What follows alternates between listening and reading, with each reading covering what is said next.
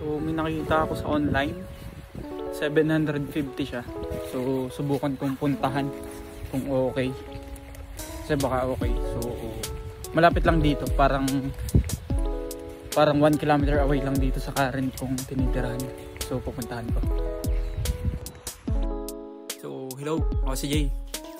At ito ang simpleng buhay ko dito sa Canada.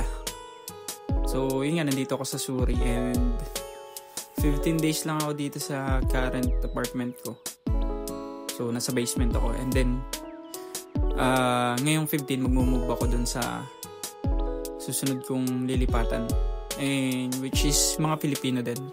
So luckily minahanap pa din tayo mga Pilipino, kasi yung mga nakikita ko sa online puro ibang lahi mahirap na Hindi naman sa pero syempre mas comfortable kapag kasama mo mga kababayan mo pa din. Then yung distance niya lang, mga 25 minutes more from my apartment. So lalayo ako ng konti. And 60 Avenue yung current apartment ko. Nalipat ako ng 72 something. Parang mga 70 or 72.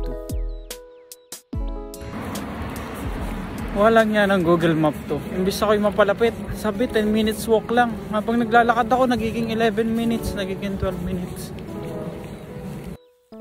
Which is okay pa din naman kahit ako ay lumipat ng apartment. Kasi nga, ayun, sobrang dami pa rin naman dapat ipagpasalamat kahit papaano. Na, alam mo, sobrang higpit ng Canada ngayon. Gaano kadami yung projected na lang pauwi ng Pilipinas ng 2025 tsaka 2026. Hindi mo mabilang, kaya kahit anuman mangyari, swerte ba din talaga. Mahirapan sa biyahe sa winter, pero sabi nila hindi daw masyadong ma-winter dito sa Surrey, which is okay lang din. Mas okay nga kasi ayoko naman ng malamig. Mas gusto ko summer lang, summer and fall, summer and spring. Yan ang gusto kong weather dito sa Canada.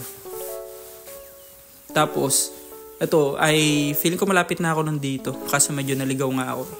Kasi yung map, iba yung tinuturo sa akin. So, meron pala siyang mga shortcut na pwede mong daanan. Siyempre, pag Google Map, ang ituturo niya yung kalsada. Pero yun nga, effective naman yung Google.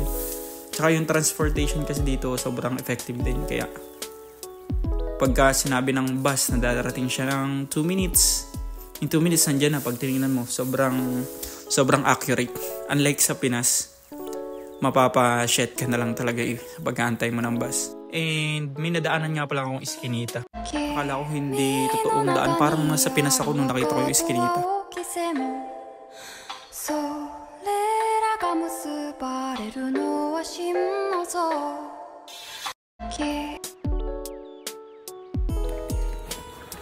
Akala ko kung anong iskinita. Daan pala talaga. Dito nga, nakarating na ako. So, after nung iskinita, halos andun na rin din yung bahay. Kaya, yan yung pinakang location. And yan ang magiging tirahan ko. Hopefully, sana for 2 years. And ipapala rin more. Kaya, yun lang. So, taste lang. Kahit mag-isa. Importante, andito pa rin ba? Nakaka-survive. So, yun lang. Ako si Jay. At ito ang kwento ko dito sa Canada. Bye.